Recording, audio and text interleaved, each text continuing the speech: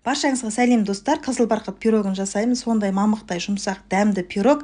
Ол үшін 2 жұмыртқаны ыдысқа салып, үстінен қант қосып миксерлейміз. Миксер болмаса венчик қолданасыздар, және сұйық май қосамыз, айран қосамыз, шым-шым тұз, ас содасын қосамыз, үстінен құрғақ краситель қосамыз. Құрғақ красительді негізі суға езіп қосқан дұрыс екен, солай жасаңыздар.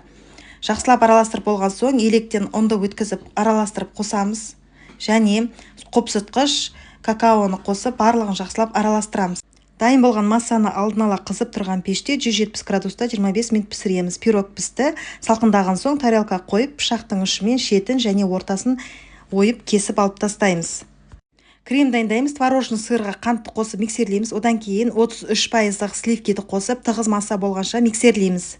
Кремді пирогтың ортасынан жағамыз. Блендермен корждарды ұсақтап алған соң бетіне себеміз. Шетін кокосовый стружкамен әсемдейміз. Пирогымыз дайын.